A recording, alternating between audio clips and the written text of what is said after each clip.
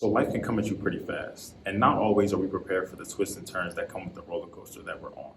But how do you respond? Do you let it make you? Do you let it break you?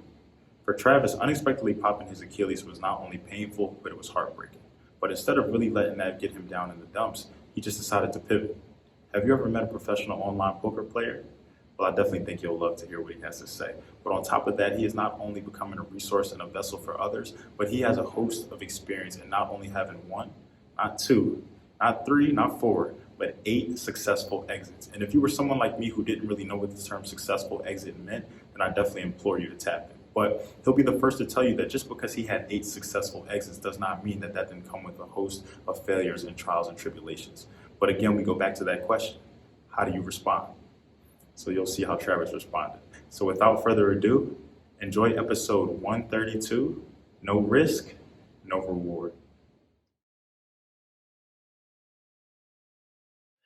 All right, welcome back, everybody, to another episode of the Down to Business podcast. So, look, we're getting to the end of the month. We know February is a short one, so it makes the grind that much harder and, just thorough sometimes. But I hope, everybody has been getting to it. I've been seeing a lot of my followers, post the content, do the sales, give history, everything like that. So, this has definitely been a month of growth, of elevation, and I'm very excited for what's to come as we look into March, ending Q1, and everything like that. But nonetheless, another interview here, man. Very excited to be sitting down with Travis. Very excited for the value that he's going to be able to bring to a lot of my audience, a lot of people who tap in, a lot of entrepreneurs, business owners, everything. Because in just going through his profile, I was thoroughly impressed from start to finish, man. Really just about some of the things that he's done, about some of the things that he's currently doing. And he has a very interesting, he has hobbies that he's done. He has things that he was involved in professionally and all of that. So I'm very excited for him to give y'all a deeper dive into his life, into what he does, and maybe even how he could be of assistance to you, your brand, and everything like that. So, Travis, how you doing today? How's everything? I'm doing great. I'm actually sitting in a hotel room in Hood River, Oregon, Oh, where wow. I've never been before. My wife's father's 80th birthday is Okay. today, so we're up going to celebrate that. So Okay. you got me from our little hotel room we just checked into. Okay. Well, that's a blessing. I've never been to Oregon, let alone Hood River. So, one, happy birthday to him. I definitely do hope y'all enjoy the celebrations and everything. But okay, joining us from across now. So, hopefully, we get some Oregon people tapping in just the same. But okay, so I know we're going to have some people from your side. I know we're going to have some people from the down to business side, but I also know we're going to have some new people who join us along the way, who tap in, who catch up with the journey as we're making it. So can you, one, just tell us a little bit about yourself? And then can you, two, just tell us what brings you on the Down to Business podcast today? Yeah, I mean, I'll take the second question first. I'm here today, ideally, hopefully, to help some people with their sticking points, help people demystify some of the crazy confusion that we experience on this lovely entrepreneurial roller coaster that we're all on, and hopefully some of the very expensive lessons that I've been able to brute force my way through. You can kind of elegantly sidestep along the way. Um, how I kind of came up in entrepreneurship is definitely a non-traditional path. Was born and raised in Iowa, very blue collar farmer factory.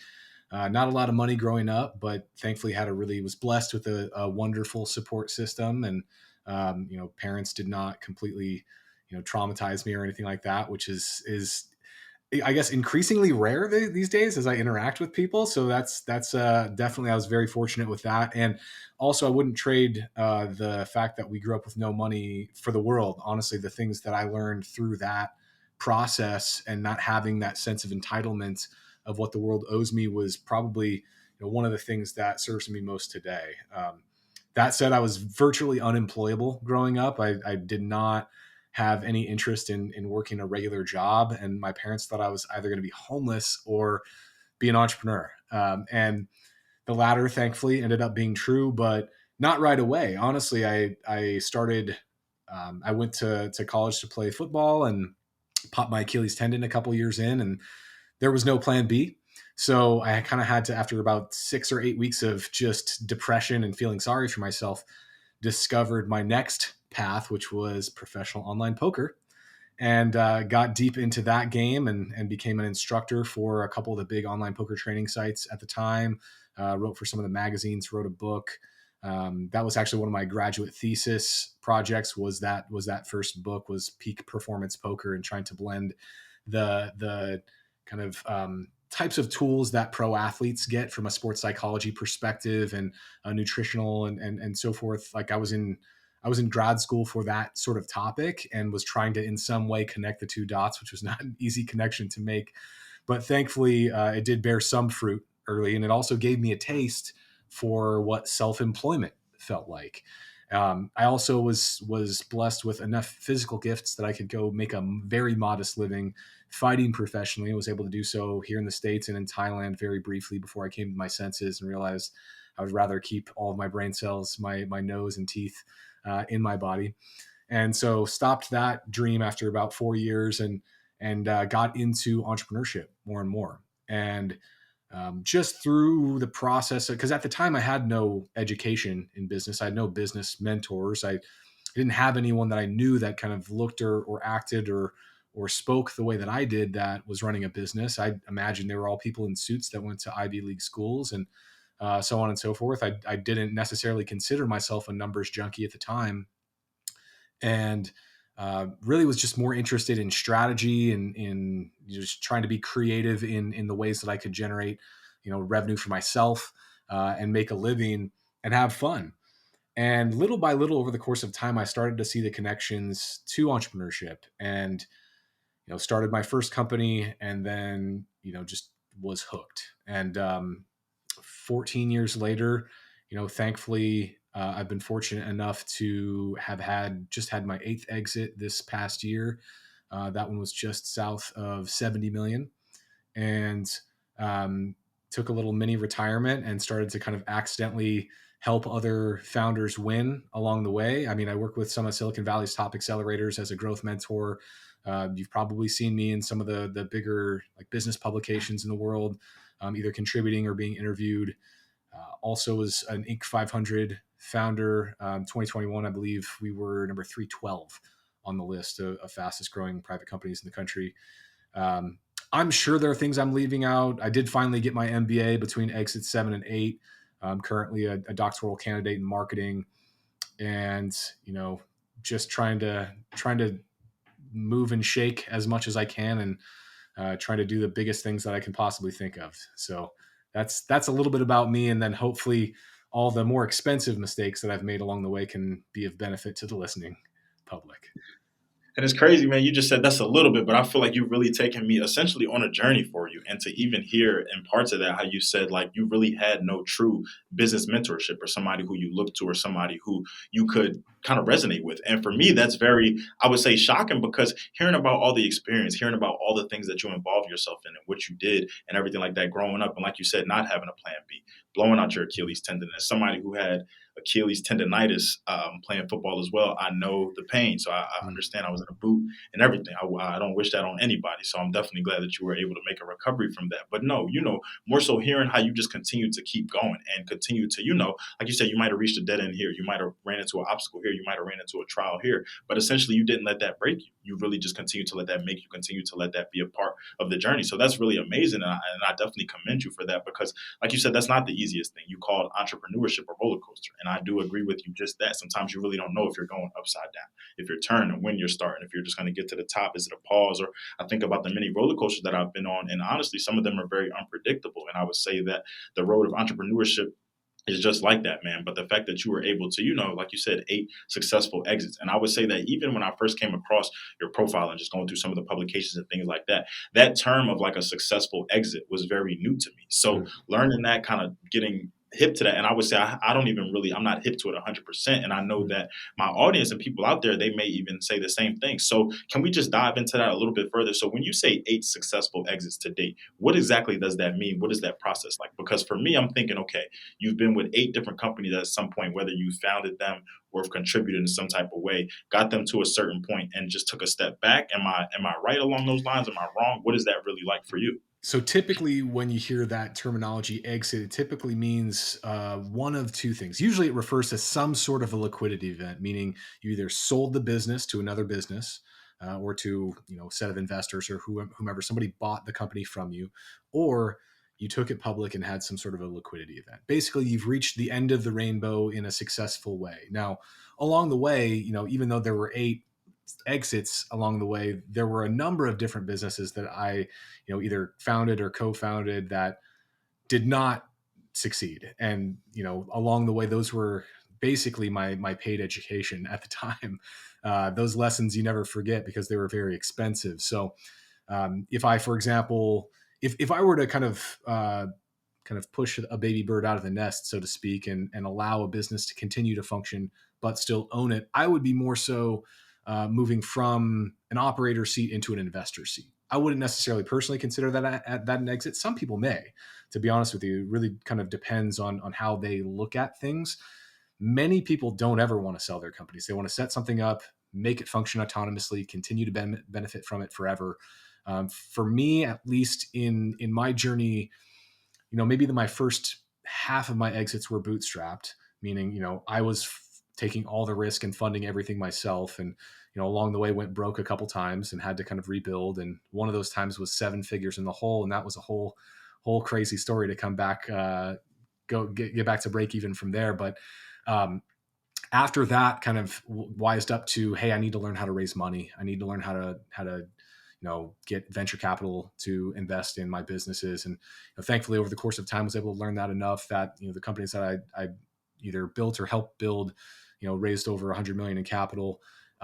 And so those businesses, those investors have like a specific investment thesis where you have to get to a liquidity event after a specific time because they have investors of their own and they need to show a return for them. So you're kind of on a ticking clock as soon as you raise capital from venture capitalists. If you raise from private investors, some of them are satisfied to just take a dividend forever. But VCs, private equity, family offices, they expect a return, and usually that comes from an exit. Okay. Wow. So definitely just put me on some game there. Definitely just, open my eyes to some things. And I could imagine as you involve yourself in different industries, they come with different things, different expectations, different people, different investors, different, sponsors, everything like that. So in thinking about what you just said here, obviously that 8 successful exits for you does not mean just 8 companies and that was it. Mm. You just started everything and everything kind of, in a perfect world, just made itself work. But so to think about, like you said, to be 7 figures in the hole at one point, to have started something and then not necessarily go the way you want, maybe to have lost staff, to have lost relationships. So like you said, your paid education in a sense like that. Was there something deeper that really kept you going? Obviously, at some point, that it was about money. It was about funding a lifestyle. It was for you. Bills have to get paid. I have to live. As Travis, that's me. But I also know that, like you said, there are many people who I've watched step into the world of business ownership, step into the world of entrepreneurship. It may not necessarily go the way they want. They go back to that, what they know, that 9 to 5, or maybe working for a parent company or working, something that they know is solidified. Entrepreneurship is not solidified by any means. Like it could be Mhm. here one day, gone the next. You could wake up, things be totally different. So for you, what really kept you going and kept you motivated with having unsuccessful ventures, with having things that didn't really work out, with losing money throughout this whole process? Great question. I think that for me, I've found that it's very, very difficult for me to remain motivated if I know there's a ceiling to where I can get to. Like, for example, if I went and got a job, and I've done that once in my career after I went 7 figures in the hole, I kind of had to get really creative for a bit and when got a job in Silicon Valley. And it drove me crazy because I knew that no matter how much value I brought to the organization, my upside was more or less capped. And I was creating a lot of value for other people in the business, either the founders or for investors who were shareholders that were not completely, you know, busting themselves wide open for the success of the business. And I wanted to make sure that every other time I was able to have an unlimited cap on my earning potential and on what I could do with the business. And I wanted to be able to say that every day I went to work, I had the potential to give myself a raise. And you don't really have control over that as an employee, but you could, as an employee, acquire enough resources that you could start something of your own. The problem with it is eventually, if it starts to really get interesting, it can completely take over your brain. And then that becomes a risk to that steady paycheck. So I think for me, the biggest blessing I had was early on when I was a professional online poker player. I became really, really comfortable with a high degree of risk every day, and had a coach who worked with me exclusively on kind of managing the mental swings of that risk. If you're at the poker table, for example, and you're winning or losing what most people would be like a car or a nice home or something like that. Um, you can't you can't think of it through that lens. You kind of have to think of it as an equation. As I'm playing this game. I'm compiling pieces of these puzzles together in a way that all makes sense. And for me, entrepreneurship was just that. A venture, like any one venture, was not like if a venture succeeded or failed, it didn't mean that I was successful or I failed. It meant that that particular puzzle I could figure out how to fit the pieces together. But realistically, not every company, not every idea, like if, for example, if you came up with an idea today, chances are 99% of the time it would be some degree of bad. I'm the same way, right? 99% of the time when we come up with our own ideas, that's what happens. And you kind of have to be comfortable with the fact that you're just giving yourself the starting point. And based on the brick walls you sprint into, you kind of figure out the path through the maze, and seeing the whole journey as a puzzle is like, okay, well, I ran into a wall there. So where's the opening? Where's the front door, the back door, the side door? How can I figure out this one piece and do it in such a way that the next time I run into this puzzle, I know what the answer is. I know what the solution here is. So that just became more of a fun game for me along the way, notwithstanding that I obviously you have the ability to make a living or not in that whole process. It can make the stakes feel really big. But having been poor, I'm not afraid of it. Having gone broke, I'm not afraid of it because now I know the path out. So I'm so much more comfortable with risk today than I would have been. And that even honestly, that answer goes back to the perspective that you shared in the very beginning of the interview. How you saying, like you said, your parents didn't traumatize you in a sense, but you didn't always grow up with the silver spoon. You didn't have everything given to you. You had to work for something. Something you probably were told no sometimes, or something you just couldn't afford, or you just didn't have the luxury to have. And while nobody wants to grow up like that, nobody wants to deal with that, nobody wants their family to have to deal with that. Sometimes I feel like it's very necessary when it comes to a character building perspective, because now you have a totally different mindset. The way you just spoke, there are many people who would agree with that, who can attest to that, who would resonate with that. And just the opposite. There are many people who would look at you and have not dealt with that, have had everything handed to them, or inherited different things, or, between mommy, daddy, auntie, uncle, grandparents, everything was just good, So for them, losing things or being at their lowest, that can turn them into a totally different person. They lose all motivation from that point. They lose all hope. They lose all, they're just wondering why. And they become really stagnant. They don't know where to place blame or anything like that. But for other people, that can turn up the grind in you. That can really make you get hungrier now. That can really bring out the ferociousness in you and really make sure that you make things happen. So I think that is so interesting that you offer that perspective. I never really looked at it like that, even from the poker standpoint of things. Like you said, that there's a lot of risk that comes with that. There's a lot of loss, there's a lot of win, there's a lot of gain that can come with that. But how do you shape it? Because I've watched some of those, I've watched them online sometimes, and those guys, man, it's intense in that, you're just watching them. And sometimes you feel like you're right there, or you feel like you just took that loss with them, or you feel like you just won with them just because emotions are high, just mindset is high, everything. Like they've been coached to view it a totally different way. So I actually kind of want to dabble into that a little bit. So becoming a professional poker player, and then eventually, I think you said something along the lines of you became like an instructor too, or you were helping people with that. Walk me through that. How did that, what was that really? Obviously, like you said at one point, this may have even started as like a love, or you just enjoyed that, or you enjoyed the risk side of things. But to really, there was also a point where something went off and you said, I think I got this. It's clicking now. It's making sense, so much to the fact that you then became a vessel for others and a resource for others. So what really was that online poker journey like for you? Yeah, it happened pretty quickly after I popped my Achilles and realized. I mean, the day it happened, I went to the University of Northern Iowa, and our head athletic trainer at the time, the next year, I mean, he was incredible. His name was Owen, and he went to the Kansas City Chiefs the very next year. But I was really grateful to be able to work with him when I did, and I got hit with, like, it felt like someone had thrown a ball and hit me in the back of the heel during just a normal routine drill. I just started running, didn't get hit, and it just felt like something happened, but I didn't know what. And it felt like I was how I would imagine it feels to wear like a high heel, where it feels like something's underneath your heel. And I look back and everything looked okay. And I just went over to the sideline, and he came over and was like, "You all right?" I'm like, "I don't know. Just something feels weird in my leg." And he looks, and he's talking to another athletic trainer, and he just turns over. He's like, "There's just nothing there." It didn't really register to me at the time what that was like. And he just looked at me and he was like, "All right, I got good news and bad news. Good news is or bad news is you got a pretty good tear in your Achilles tendon. Bad news or good news is you're not dead. And I'm like, oh God. He's like, your football career is not over. And he kind of said that in the moment, knowing that he just wanted to soften the blow. Now, the next day when I came in, he was like, yeah, you know that thing I said about your football career not being over?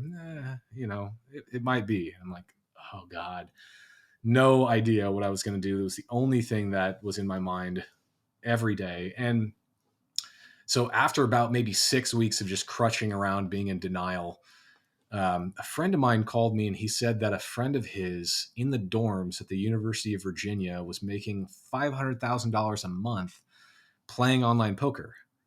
And I'm like, this is like a 19-year-old kid and he's playing like nosebleed stakes online poker. And that's more money than I've ever heard of in my life, basically.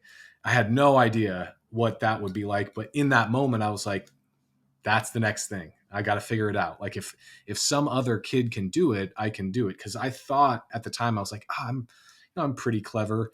I'm sure I can figure it out. And I like deposited my only $100 on an online poker site and immediately lost it. And that was kind of a motivator because I just had a wake up call moment. I'm like, there are things here that I don't know and I need to figure them out. So I just ravenously consumed everything I could find, every book, every video. I became a member of every online poker training site and it just became my obsession in life. And I was watching it recently. There was a piece of software. It was like one of the first screen capture pieces of software called Camtasia. And a lot of these nosebleed stakes pros were using it to record their screen as they were playing and like verbalize their thought processes and how they were thinking about their decisions. And they would use software to data mine their opponents so they could see, okay, this type of player has these tendencies at these various points in the game, so they can use that information to better predict future actions, right? So they were almost creating predictive analytics algorithms in their own minds in real time. And I just saw that and I'm like, that is the craziest thing I've ever seen. I need to figure out how to do that. And so over the course of, I just created a little curriculum, like a training program for myself, just like I would have had in football. Cause I was so like enmeshed in that reality. That was the only way I knew how to learn, was just with that structure. In football, you go to meetings at this time, conditioning at this time, study hall at this time, weight training, practice, class, like it's all mapped out.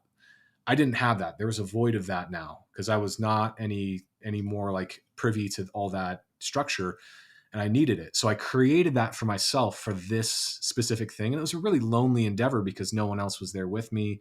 There was no camaraderie. So eventually I kind of was able to create that too with other, aspiring online pros. We created little study groups and we would watch each other play and dissect hands and all these different things of just structured ways of getting better.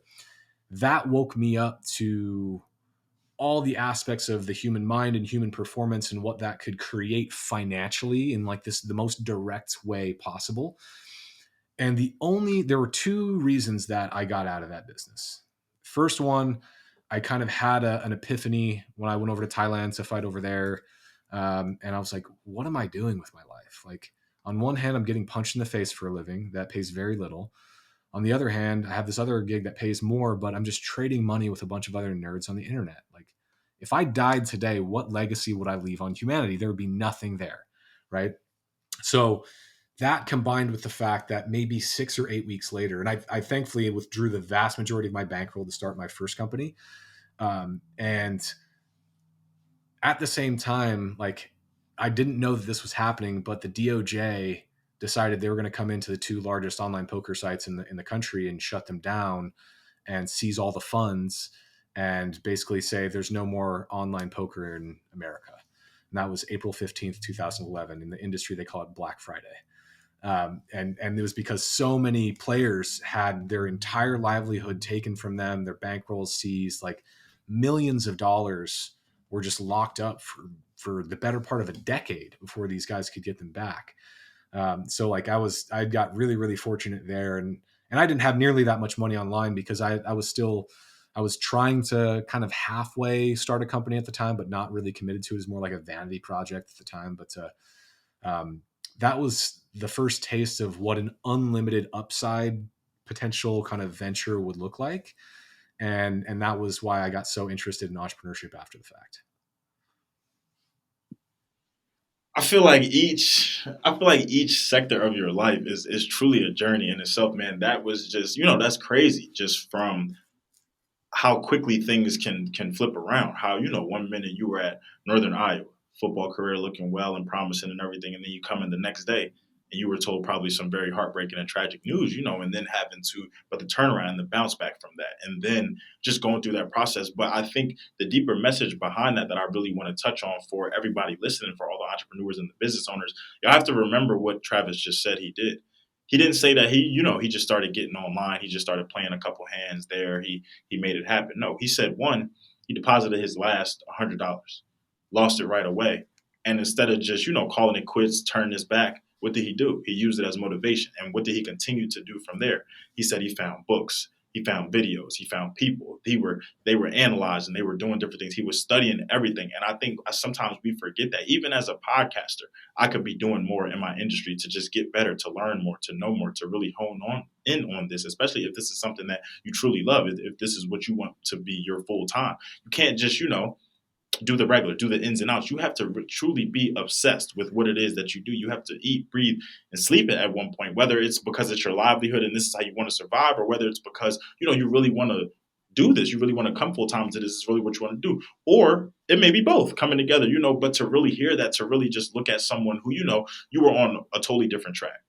Things happen. You came over here, but just from the mannerism that you had, just from the football schedule, just to be in use, like you said, by the book, just having that schedule, having that rapport and everything like that, you said, okay, I have to get things back together. I need that order in a sense. And I feel like, as business owners, as entrepreneurs, sometimes we may just go with the flow, or we may just have a good month, or be riding a high, or be doing different things, or the start of a new year, we may just feel motivated. But after a while, things change, or we fall back into a regular routine. We lose motivation. We're not going as hard as we truly can be. And I feel like that word obsessed, you have to, through and through, everything that you do, man, it has to be about, and it has to really center what you want to do. So hearing that from you, it's no surprise that you were so successful, man. It's no surprise that, you heard some kid in his dorm making this money and you said, okay, I can do that. But it's one thing to say you can do that, and it's another thing to really go and then put the work in to be able to do that, and then with no real backup behind that, and no real, like you said, and April 15th, 2011, who would have thunk it? Who would have ever called that day in history? Who would have, people to this day are probably still thinking about that.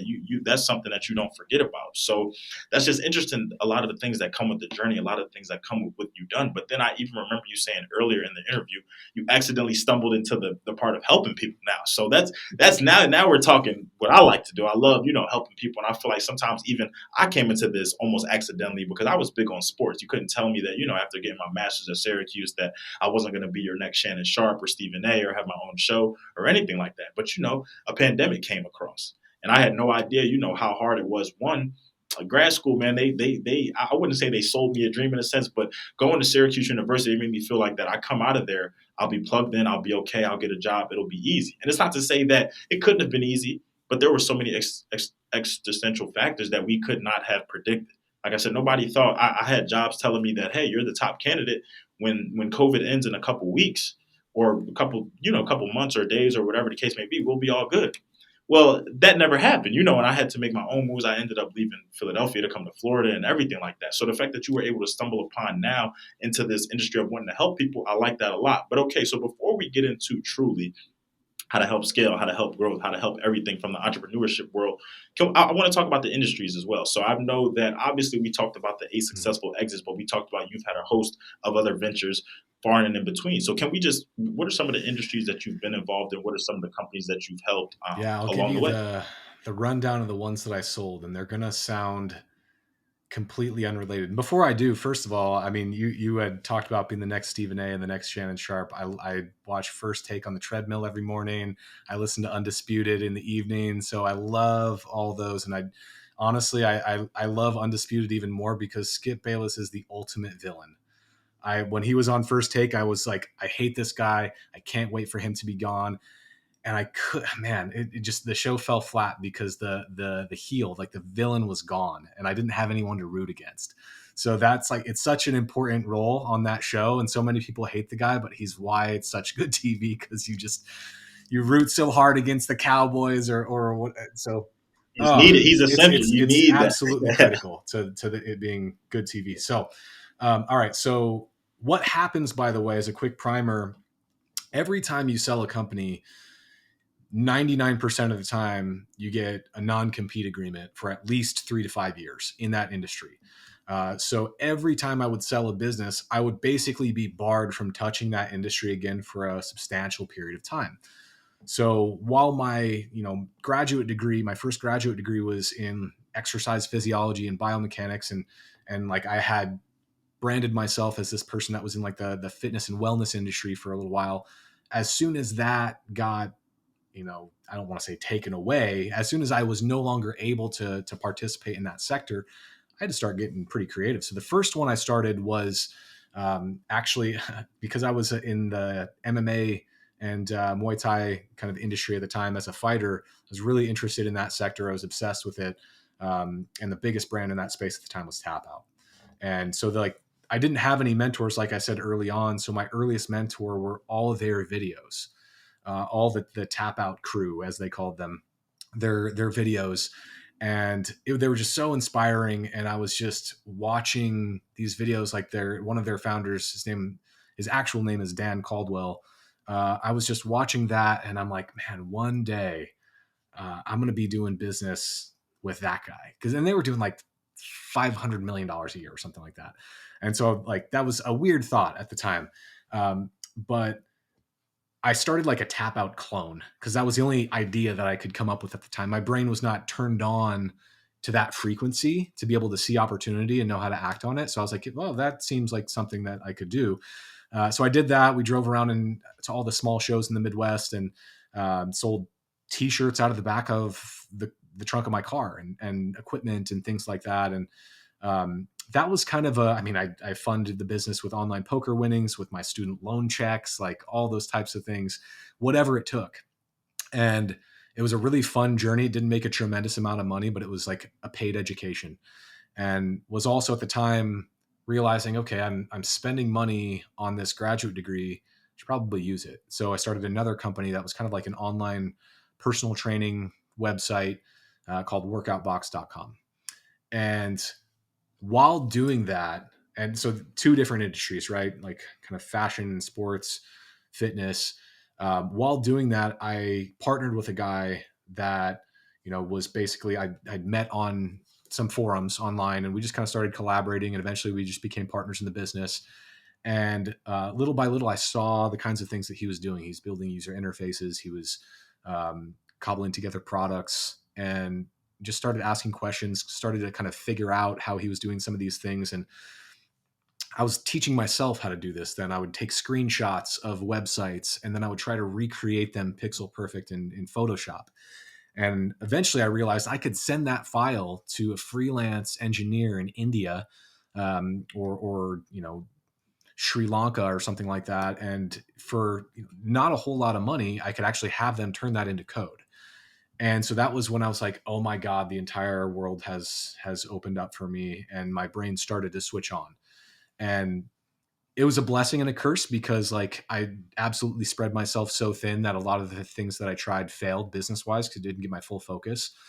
But it was again like a paid education. So I started to like churn out products, and most of them didn't go anywhere. But over the course of time, I sold the clothing company, and then we sold Workout Box after about 5 years. But in that process, one of the apps that I built was like a precursor to Bitcoin and Venmo. And in as much as like you could send and receive the equivalent of money, but the actual money didn't send anywhere. So our attorneys basically eventually got back to me and were like, there's no legal precedent for what you're doing. You're basically creating a currency and your face is on the website. So like everyone knows that is you. Unlike the guy that actually created Bitcoin, who was anonymous and knew a lot about cryptography, so he could protect himself. They're like, you're going to get in a lot of trouble if this actually goes mainstream. So we shut it down and sold the assets to a Canadian financial institution and kind of moved on to the next thing. Like around the time that I was about to sell Workout Box, I started an app company, early days of the App Store. So that was all the rage. We just had maybe 21 simple apps in the App Store. Revenue was driven by ads, and it was a very simple business model. We created apps for cheap.